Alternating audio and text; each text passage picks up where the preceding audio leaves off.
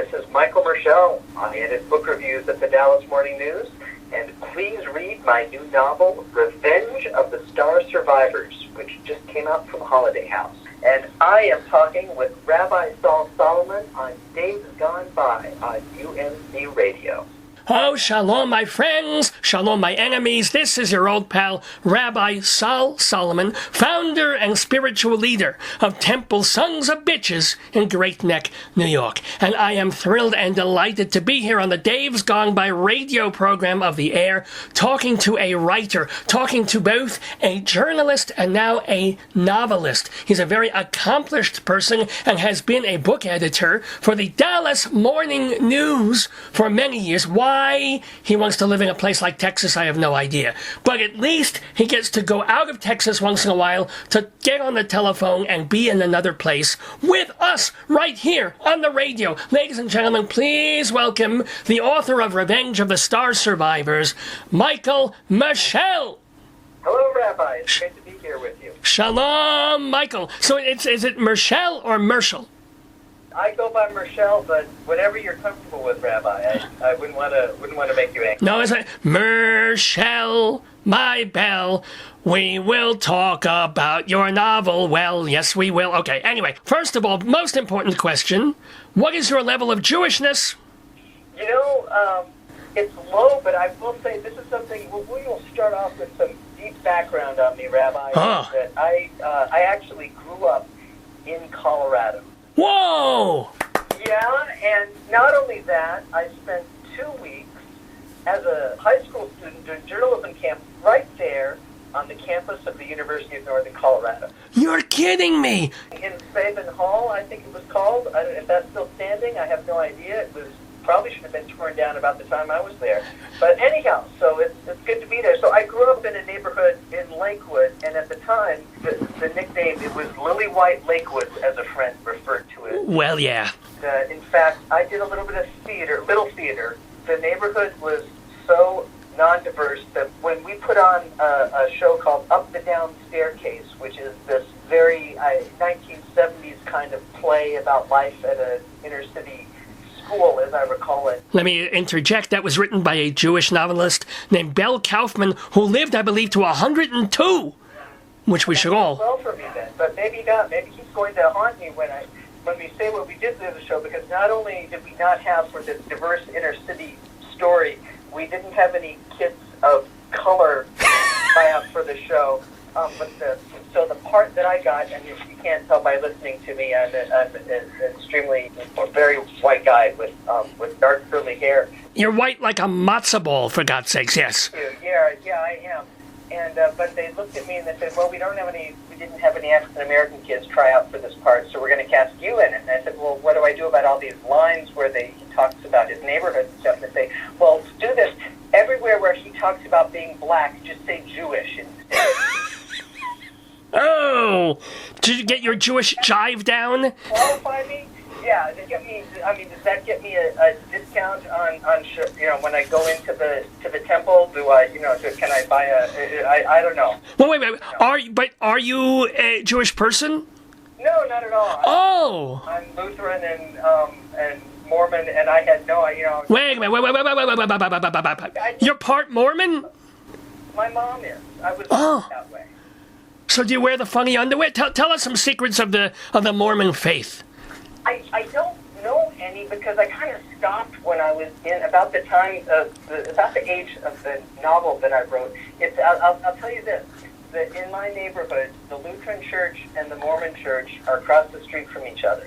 And I always say this was kind of my beginning as a journalist, because I'd go on Sunday school, I'd go with my dad, and the pastor would be saying, all the other faiths are going to hell, especially those Mormons across the street.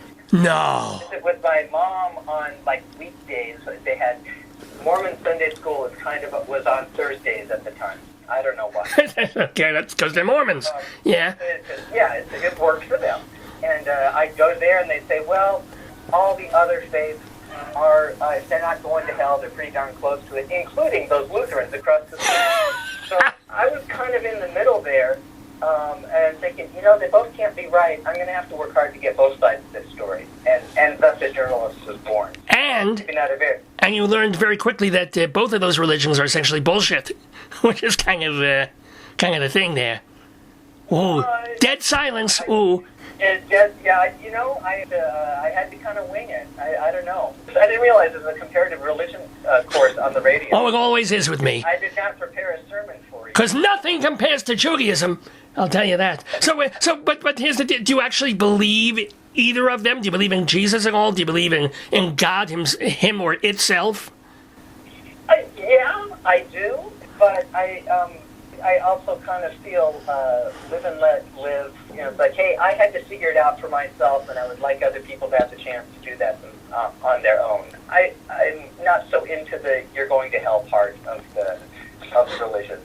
Rabbi, how does that hold up? I mean, you're the religious expert here. Well, basically, I'm already in hell. I hope there's no hell after Earth, because most of my life is hell to begin with on Earth. So, that's what I pray for. That's all I can say. Anywho, we're talking with Michael Merschel, the goy, the half Mormon, half Luther. You're a Luther-Morm, is basically, or a Mormaluth. Mormaluth, I like that. I'll have to keep that. Anywho, I love the silence that follows my jokes. It's like, that's why I'm in hell. Because my jokes result in, the death silence. But your jokes are certainly tortured. I don't know. thank you. And that concludes our interview with... No, but let me ask you. You sound like a person who knew pretty early on that you would be a writer. Yeah, the story I tell is it happened in third grade when I really did not like long division, and I said I need to find a job that does not involve a lot of math, and thus a writer was born. Any kids who are listening, I do not recommend this as a course of action. This is a very terrible idea to not pay any attention to your math class. It leads to things like journalism degrees. But whoa. You have had it so much better than probably 80-90% of other people who go into the writing game. You have a full-time job at a major daily newspaper, which is it's a career that's dwindling these days. But for you to say, "Oh, don't become writers," that's kind of, especially since you just had a book published. Why do you say it? And it was more than joking, I can tell. Well, I'm saying just because there's, I got 3 kids of my own, I don't want any of them skipping, thinking that that's an excuse to skip their math homework. Oh, well. Also, if you have any engineers who are listening, I didn't want to turn them off either, because, anybody who can actually do math, you have my respect. Yeah, but you know what? In 25 years, won't math be moot? Won't computers and machines just do all the math for us anyway? More silence. Oh, boy. Okay, what the hell? Now you've got whooping cough. This is good. There we go. Okay, are we back? Yeah, we're back. Hi. Good. Hi. Now you're further away from the telephone. Talk into the phone, goddammit. Okay. That's better. Okay. A little better? Much better. No, I don't know. I hope there are machines to do math, because I sure as hell can't do it. I still have nightmares of showing up in algebra class. I chose my major in part because I picked college because I knew that I could get out of the math class as far as there. So, but again, this is not a recommended course of action these days. Fair enough. There is something to be said. To your point about it's like, yeah, I made it, or aren't machines going to do it? If anyone listening is trying to figure out their major, I know I am. I just go back to when I was coming out of high school. The 2 things that everybody knew that you could make a lot of money at were majoring in being a petroleum engineer, because we were always going to need oil, and the other thing is to major in aerospace engineering because there was always going to be a Cold War. And then by the time I got out of college, in the 80s, by the time I got out, the price of oil had collapsed and the Cold War was over. And well, at least we have the Cold War back, so that's coming back. So kids, get into that engineering thing. Yeah, to me, that was always kind of a lesson in, well, yeah, you really should chase something that you actually want to do. And that's what I was doing. When I was, I fully expected my career was going to be spent, I went to school in Kansas, and I thought that I was going to start off my journalism career probably at a teeny tiny newspaper covering the sewer board in liberal Kansas. Right, yeah. wherever. And I've been lucky that I never actually had to do that. But So your Dallas Morning News was your first score out of the box? no, it took me. I got to Dallas the way everybody else does, by way of New Jersey. Oh, well, there you go. Virginia. Came here for what I thought was going to be a 3 to 5 year stint before I came back to Colorado, where, as all your listeners know, it's rather lovely. Oh, yeah. But my 3 to 5 year stint, I'm now in year 23 of my 3 to 5 years here because it's a nice place to work. But has it been hit like so many other newspapers with layoffs and buyouts and, golden parachutes and all that? Yeah, we have been, and yet, and it pains me, Rabbi, to have to say this because I have to give credit to top management. They've made smarter moves here than almost anywhere else, and they preserved a whole lot of the good stuff about journalism here. We're smaller than we used to be, but they had the sense to realize that we're not gonna survive things by cutting to the bone, which was the answer from just about every other place. Right. Yeah. Certainly that's what I witnessed at the. I still check in on the Denver Post. I know they cut to the bone there, and here they did not. We've cut a lot, but they've also made a lot of smart moves, and they're trying to move us forward into the. I hear this thing is called the internet is going to stick around, and as long as there's porn. Do well. As long as there's porn, the internet will do fine. Yes, thank you. We haven't gone there yet. I've suggested it a few times. I think if we reviewed more pornography on the books pages, my traffic would be a little bit higher. Yeah, as it is, the fact that we still have books pages and we still do book reviews and still do interviews. And hey, back in the day, Jerome Weeks was the theater critic there. I remember that. Is he still there, or do you still have a theater critic? We do still have a theater critic. Jerome is. I saw Jerome last week, as a matter of fact. He was passing by. He works for the public radio station here now. Ooh. But we have. Well, they'll be gone in a year. Don't tell him that. No, Dallas is actually a pretty good theater town, and so we've got enough to keep one critic very, very busy. Good. A lot of places, even places like Boston, the first thing that they threw out when the newspapers hit the financial rocks was the arts coverage, the books coverage, and we're still here. And we're still here. We're still sorry, this is a theater reference there. God bless Texas, and it's fun. I think no, God does not bless Texas. There's a lot of good. Well, that's not what the Texans say. So let me ask you, Michael Merschel, when you got to the Dallas Morning News, speaking of pornography, did they throw you into, pardon the expression, hard news, or were you right into arts coverage? I started off my career as a copy editor, which is a very vital and significant and important job, and it's also just dry as pain to just try to describe it. But yeah, so I started off, that's the entry level of editing, and you're basically cleaning up, you're basically the most annoying person in the newsroom because you're picking everybody's nits. You're saying, should it be this word or that word? Couldn't this be a little better? I don't quite understand what you're trying to say here. And everybody hates me, but... and do you have to fact-check everything? Is that your job? And yeah, they hated me more than most. No, yeah, but so from there, then I did some political coverage, and I was political editor during the time when Bill Clinton was being impeached. So if you want to talk about pornography, there we go. That was true story. I had always been kind of interested in politics, and but then the day that the Starr report came out, now this is the big... Oh, Ken Starr with the Bill Clinton and the stain and the, yeah. So there had been this brewing... I'm realizing that a lot of your listeners were probably being bored around that time, so as opposed to being bored around this time. But thank you. History lesson.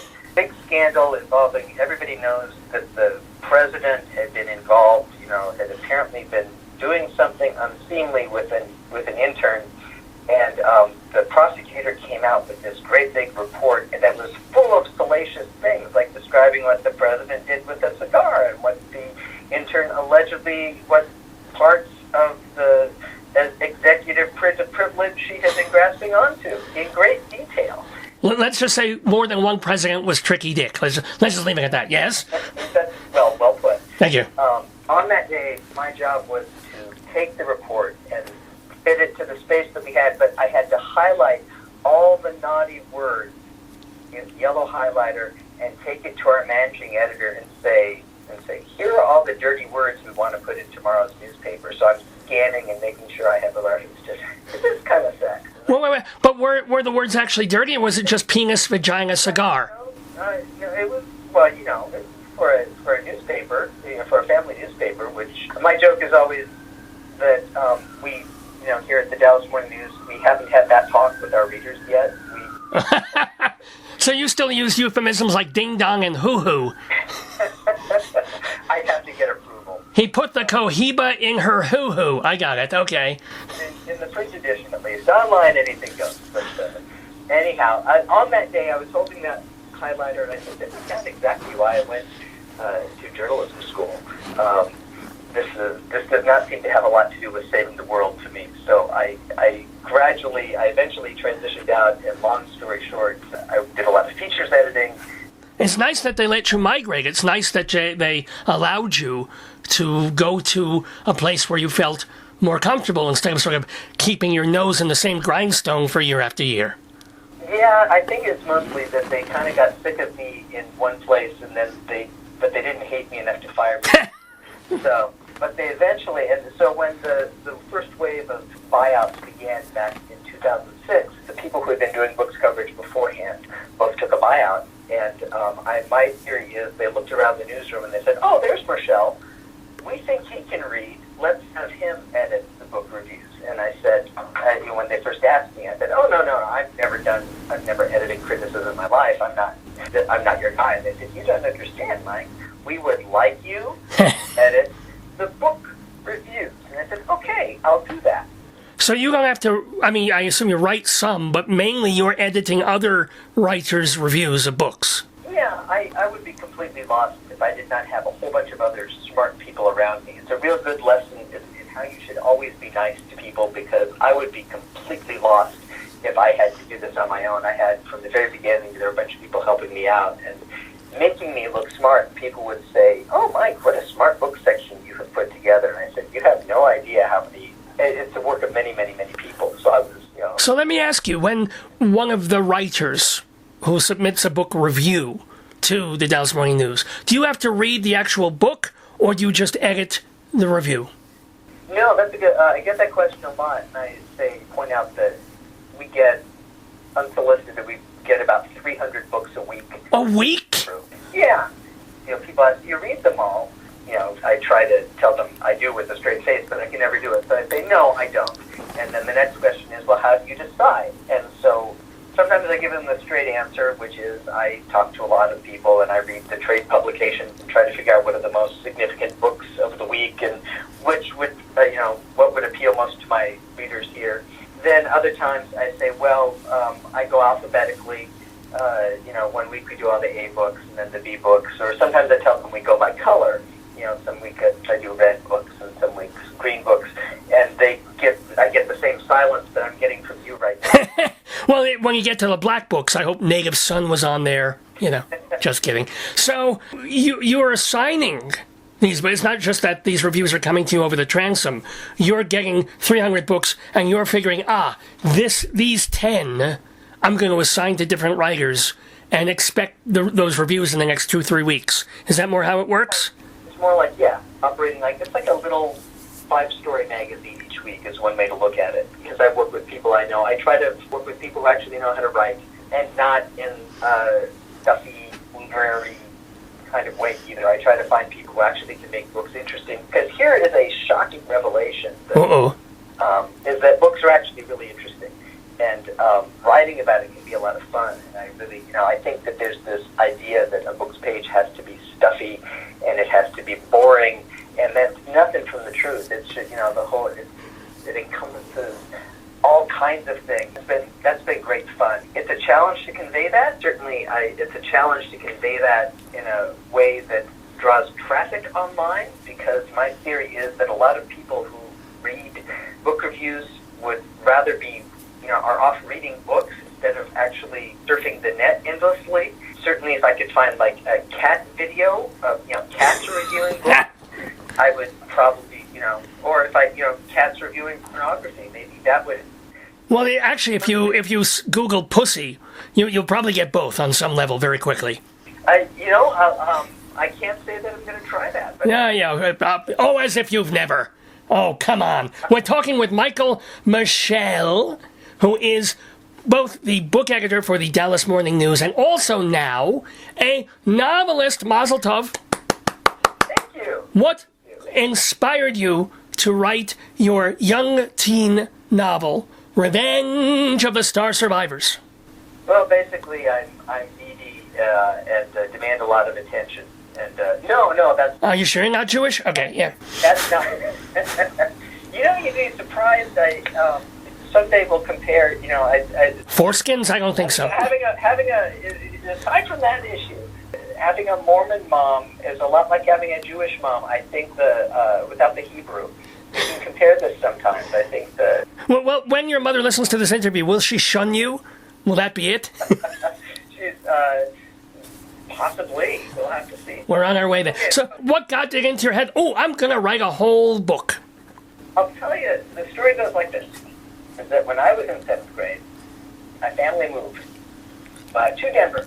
We had been living in Louisiana, which is nothing like Denver. Yeah. It turns out that it was quite even though we'd lived there before for a couple of years, it was a real shock to me.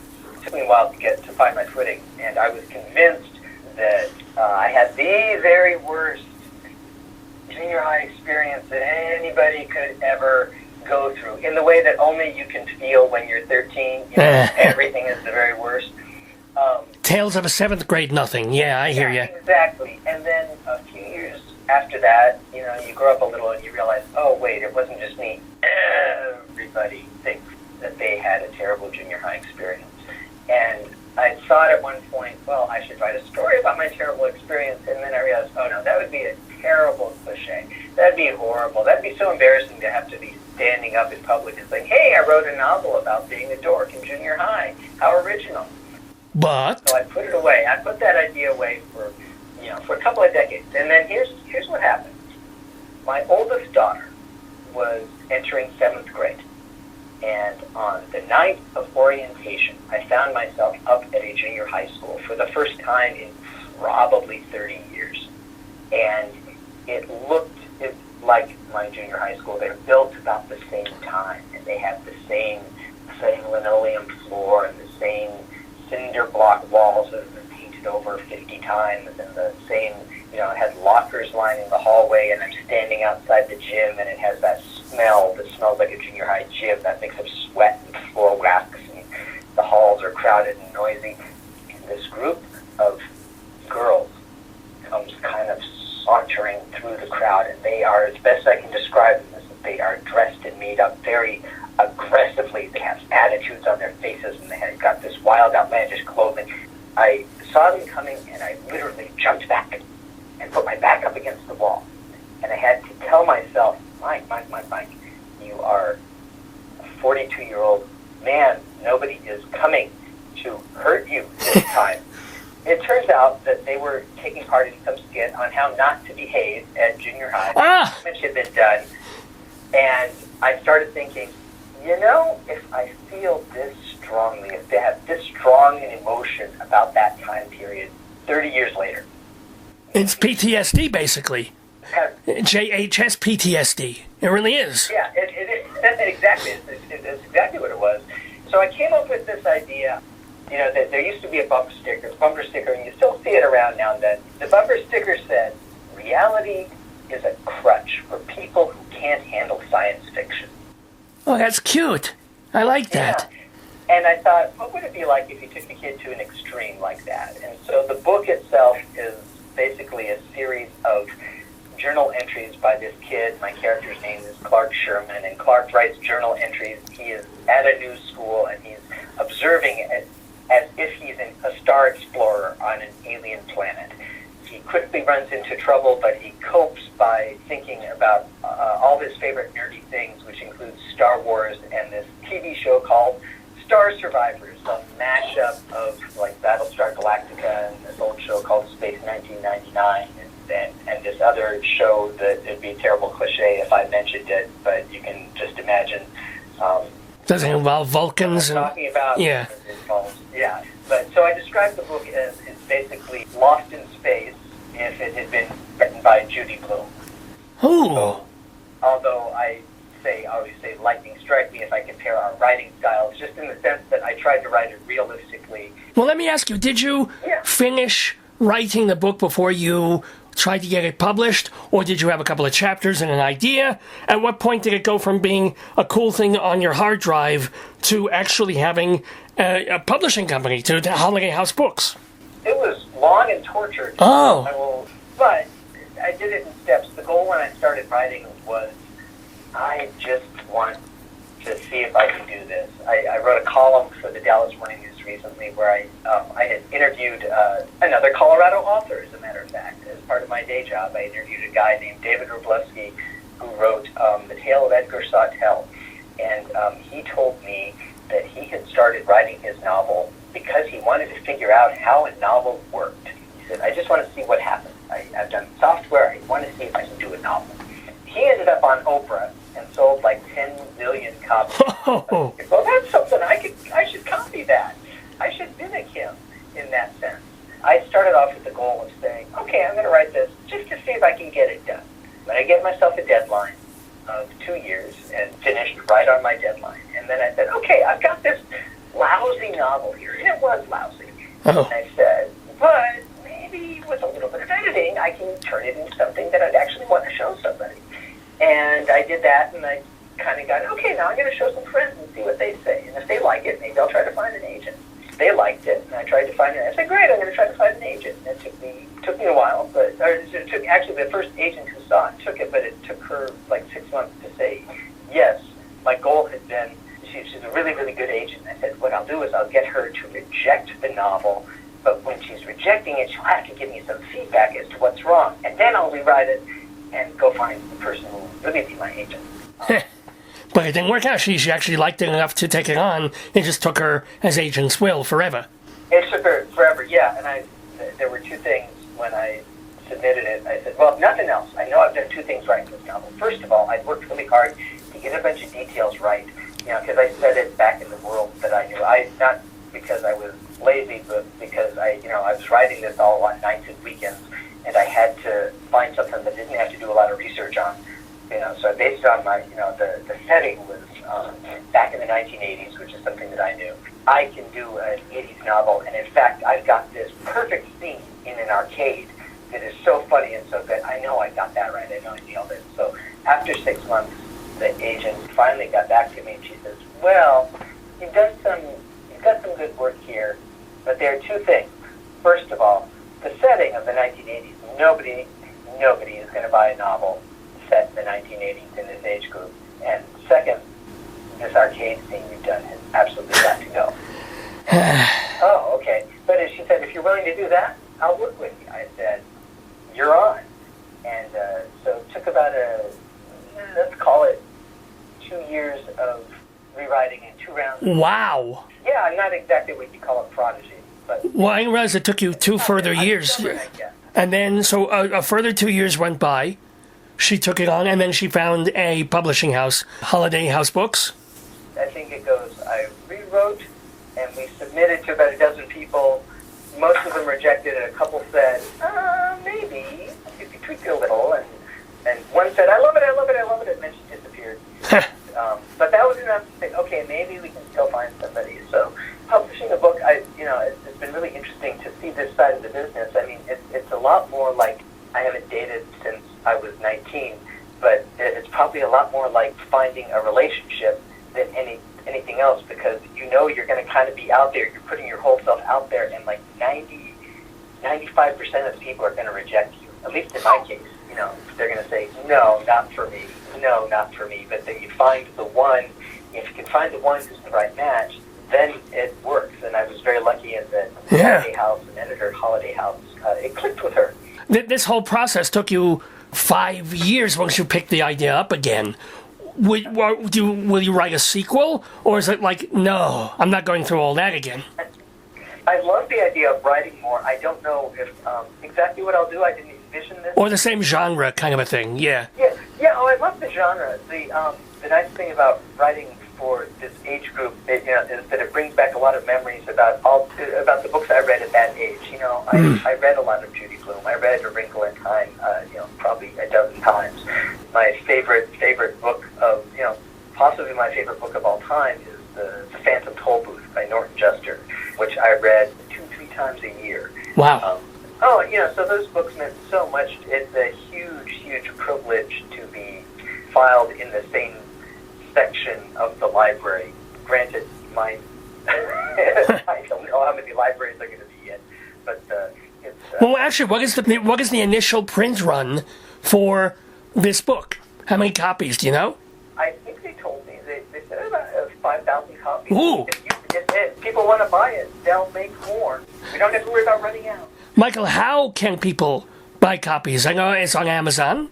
It is. Ask for it at your favorite bookstore. Yes, it is on Amazon. You can go and click there right now and get it, but it should be anywhere. And I do encourage people to support their local booksellers if they have a local bookseller, because local booksellers do an awful lot to help support no-name people like me. Not just me, but lots and lots of other people. So, I actually will be, if any of your listeners are around, there is a good chance that sometime this summer I will be showing up at the Tattered Cover. Yeah. In Denver, excellent. Yeah, in Denver. So watch for that. Actually, we haven't figured out all the details, but I would say circle July 12th on your calendar. Come down and say, anybody who's listening right now can say, I wasted a whole lot of time listening to you on UNC radio. That's right. So I'd like that time back, please. And say, I'm sorry, all I can do is tell you look. Well, wait, it's a science fiction book, sort of, so you can kind of technically give it back to them. Or just give them a couple of pages of A Wrinkle in Time, yeah. We're talking with Michael Merschel, the author of Revenge of the Star Survivors, also, as we talked about, the book editor for the Dallas Morning News. Can I ask, what was the most controversial book review that you ever signed off on or ever had to deal with? Was there one in the Dallas Morning News? Oh, no, controversial. I'll talk about one because that's fresh on my mind, because it's about to be in the news again. Here's the deal I make when I assign a story. The writer is given free rein to do whatever they want, and I don't tell them to like it, I don't tell them to dislike it, I don't tell them whatever. But when I assigned a review of The Sun by Philip Meyer, this is a very Texas-y book. It was getting all kinds of rave reviews, and people were comparing it to Moby Dick. And, whoa! As opposed to Tricky Dick, which we were talking about before, yes? Yeah, exactly. Yeah, no, this is an 800-page book that encompasses the whole history of Texas, right? Yeah. Everybody, very excited. Well, I assigned it, and the review came back, and the guy hated it. The guy who read it hated it.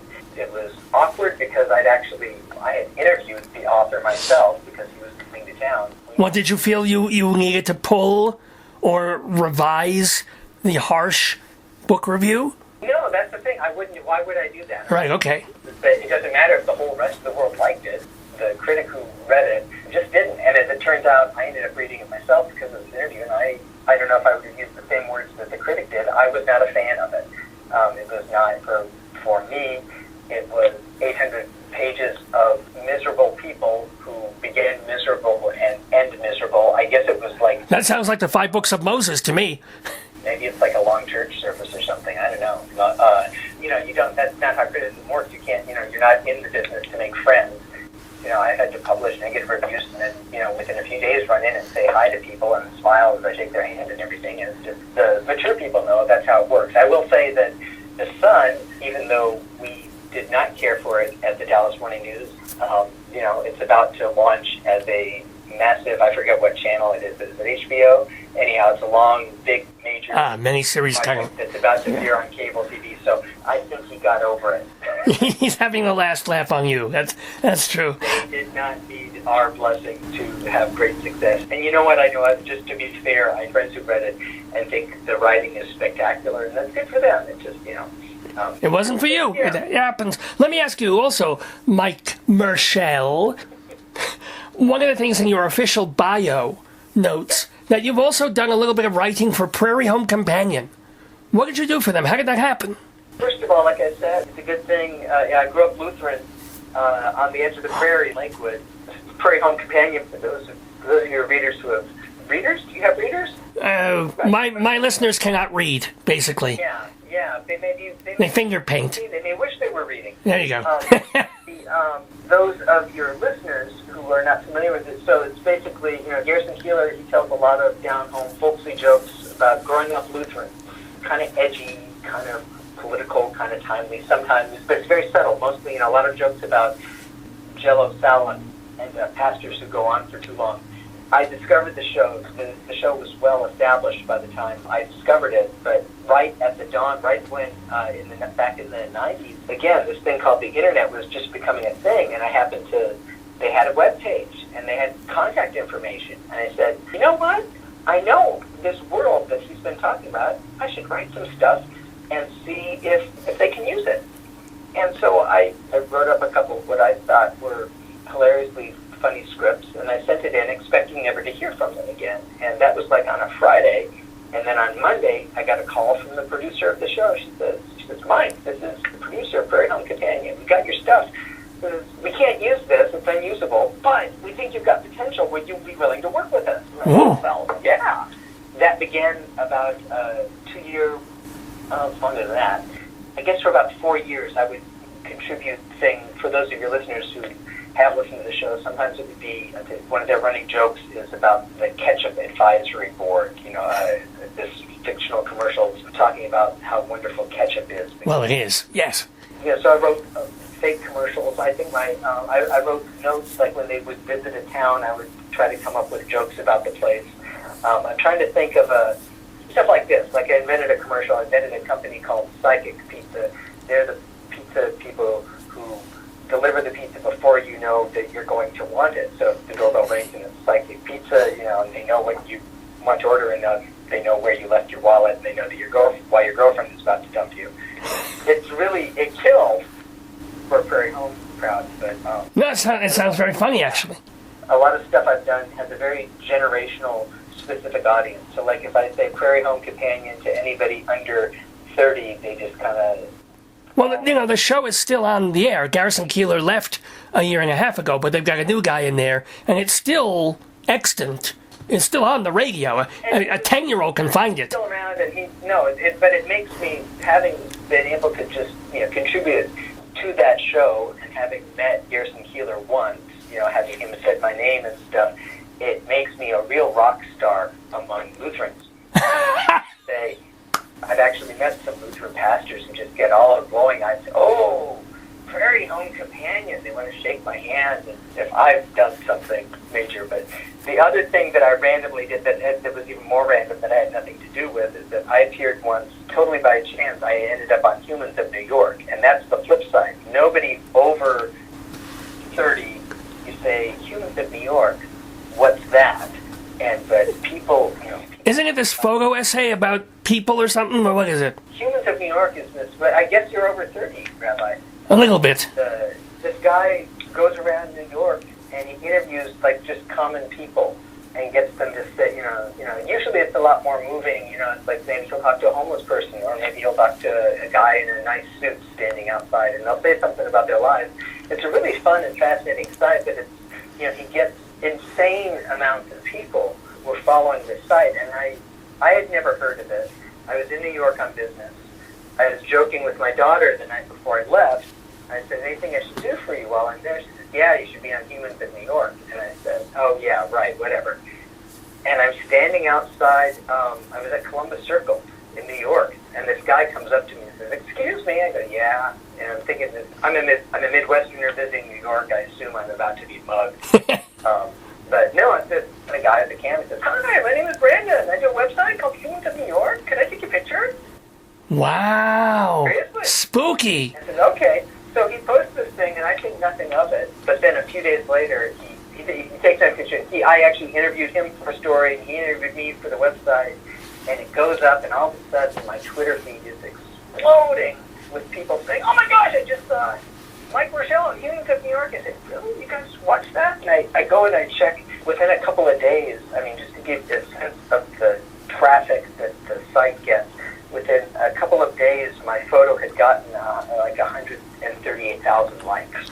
Wow. Actually, yeah, but I would say this to my friends over 40, and I'd say, well, I was just on this thing called Humans of New York, and they'd go, what's that? You're not from New York. And I'd say, no, I'm not, but I was on it. Well, what is it? And I said, it's a website, and they go, oh. But meanwhile, my daughter's 20-year-old friends are going, oh my God, Mr. Merschel, you're a human. Like they would start hyperventilating, like I had done something. And it's amazing because anytime my photo goes on a website, I get 138,000 thumbs down. It's amazing. Absolutely incredible. Now, we've been talking with the delightful Michael Merschel, the author of Revenge of the Star Survivals, a young teen novel available from Holiday House Books and all your local normal and abnormal booksellers and retailers and Amazon, etc., and so forth. One or two more quickie questions for you. That, speaking of stars and rock stars and things like that, you have apparently an interesting story about interviewing William Shatner. Oh, boy. Yeah. It's good to be a journalist sometimes. Several years ago, he came out with a memoir called Up Till Now. And it's actually a pretty good book if you like Star Trek or if you like William Shatner. Or Dead Women in Pools, yeah. Yeah, that's in there. Yeah, it's the story of a nice Jewish boy from Montreal who makes it big in pictures and on stage. And so I had the chance. He was going to a book expo where I was going to be, and I was able to get 10 minutes with him being interviewed in Jackie Collins' tour bus, which is parked in the middle of the LA Convention Center. It's this big giant RV with her book cover on the side, and at the appointed time, I go in and I talk to William Shatner, and I think Bill, which is what people who actually know Bill, him, but I can't call him that. No. I think Bill had been having a bad day because, he was supposed to be, I think he really likes horses, and I think we've taken him away from his horses to these interviews, and because it got off on the wrong foot, and I sat down, and I getting ready to blitz through the questions, and I say, Mr. Shatner, your book, I thought it was so much better than what one would expect from just a celebrity memoir, and that was sincere, it was good. And he goes, why do you say that? And I said, what do you mean? He says, why would you expect it to not be good? Well, you tell me. Anyhow, I think once he figured out that I'd actually read the thing and was not just going to ask him a bunch of Star Trek questions, it went pretty well for about 7 minutes, and then I did have to ask one Star Trek question because, it's William Shatner, and he has kind of a fraught relationship with some of his former co-stars. Oh, my. And I said, the book talks about your tensions with them. Do you have anything that you wanted to add? Why do you think that is? And I forget how I phrased it. And yeah, he gives again, it's William Shatner, and I'm doing a terrible impersonation of it, but he says, well, Michael, it's like this. Let's say back in college. Where'd you say you went to college? And I had not said anything about where I went to college. I said, Kansas. And he says, oh, that Michael Merschel. We remember him from back in 1980, whatever. And he was terrible. He had this, and I'm sitting here listening, taking this in, mind you, and I've got, you have to picture me. My thoughtful journalist pose at the time was to have a notebook in one hand and the corks on the table, and I'm sitting with the pen just kind of resting at the corner of my mouth. You can imagine, just it's that thoughtful, I'm listening, sir. Yeah. Just going, oh, that Michael Merschel. 20, 30 years ago, back in college, how I hated him. He was always sitting there. He had that disgusting habit of putting a pen in his mouth when he was doing an interview. And I was thinking, oh my gosh, William Shatner is disgusted by the fact that I've got a pen in my mouth. But what can you do? It's like, I wasn't chewing on it. It's like, you have to take it away, you put it down, whatever. And it's how we hated him, how we loathed him. And it's like that, Michael. You don't realize that you've done anything, and then 20 years later they tell you that they didn't like you. And it's like, oh, okay. That's actually that's a pretty good answer, actually. It is, and it was fair, but I tell you this, I have never since in any interview, you can bet, sit there thoughtfully with a pen resting on the corner of my mouth. I've never, ever done that. ever since talking to William Shatner. Wow. No, he cured me of that. I mean, it's funny. I've heard he's total Jekyll and Hyde. He can run hot or cold and be incredibly egotistical and then nice or fake nice or just all over the map, basically. I got to say, he was, and there are a lot of interviews out there that you can find, and the guy, after reading the book, the guy is always hustling in a good way. It's not self-promotional. It's just he wants to be doing something. He wants to be working. And a lot of the stuff that he's done that he's kind of infamous for, like I think he put a kidney stone on eBay or something like that for charity. Oh, for charity, yeah. He does it. Someone made a joke and said, when he had kidney stones, I think it was, and he said, someone said, hey, we should sell that on eBay, because eBay was kind of new at the time. And he said, okay, are you serious? And he said, yeah. And so they ended up, they raised a couple $1,000s for charity. But it got out and people reported about it. And then you can't actually do that because it's a human part. Yeah. Yeah. No, and I'll say this. I mean, it's kind of obvious when I'm the guy sitting here who has written a book about someone who is obsessed with a show that is not Star Trek, but it's pretty obvious where the inspiration for my fictional show came from. So at the time, I was keeping my... I am somebody who has worn Spock ears in public, I'll acknowledge. Oh, good God. So I managed to keep my... I actually wear a Shylock nose in public. And it's real, unfortunately. That's the sad part, I gotta tell you. Last question from Michael Merschel. Even though you're in the book section, you are still part of a big daily newspaper. Where would you say the Dallas Morning News stands insofar as current politics? What's going on every friggin' day as far as the GOP, the Democrats, all this craziness. Are you one of these people who feels that the newspaper needs to be as incredibly 100% objective as it can possibly be, even though there's no such thing? Or is it incumbent upon the Dallas Morning News to take a certain, like the New York Times would, a stand to the left? Where are you on that? Just me speaking, I think more than ever it's really clear that what we need in the country is really clear, accurate, objective journalism. Things that are being reported people have to believe in them. It has to be true. It has to be fair. And I'm really, really proud to be part of that process, part of the publication that does that. On the editorial side, which is a whole different thing, and people don't quite understand that, but it's been real interesting to see when this newspaper, for the first time since the Earth's crust was cool, last year, endorsed a Democrat, Hillary Clinton, on the editorial page. That made a whole lot of people really angry. So my boss, and I'm just saying this, a really smart, careful, intelligent boss named Mike Wilson, who has really tried to do a good job of explaining how things work and being transparent. And in fact, for those of your listeners who listen to the radio show This American Life, he was on a couple of weeks ago talking about that. And so he's a really good, better than average spokesman for this kind of thing. And he wrote a really moving column about being an enemy of the people, about the time that the president described the mainstream press as the enemies of the people, which of course we are not. But Mike did a good column on talking about how, we're a bunch of human beings who are trying to get the facts out, who care, people who cry over typos and things like that. I hope you have never cried over a typo. I pulled my hair out over a few when they were in, nothing worse than making a mistake in indelible ink that the whole world can see, and then having to own up to it. But yeah, that stuff matters. Anybody who survives in journalism still, they care a great deal about getting things right. And so I think it's more important than ever for people who are thinking about pursuing it. Like I said, I spent a couple weeks studying journalism at UNC. More power to you. We need you more than ever. And if you're not pursuing it, then the challenge is getting people to understand that kind of stuff needs to be supported.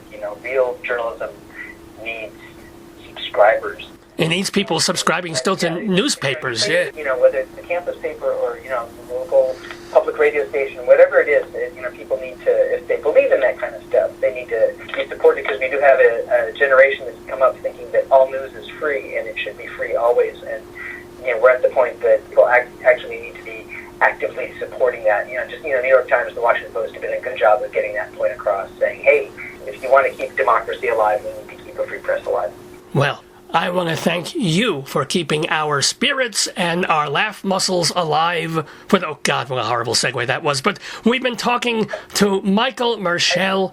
Yeah? The laugh muscles, I'm thinking of a big Petri dish here somewhere. It's like, very Frankenstein, but whatever I can do to help. Yeah, there's a cigar in there somewhere. Anyway, Michael Merschel is the author of Revenge of the Star Survivors, available from Holiday House Books and at all your big and small bookshops, if they still exist, plus Amazon too. Plus read the book section, both of your local newspaper and of the Dallas Morning News, where he is the book editor. Michael Merschel, it just remains for me to say thank you so much for being with us in the neighborhood. We wish you more books, more work, more literacy, and more good journalism in the years ahead. I was going to ask for a blessing on everything, but that just about covers it. Yeah, that should do it.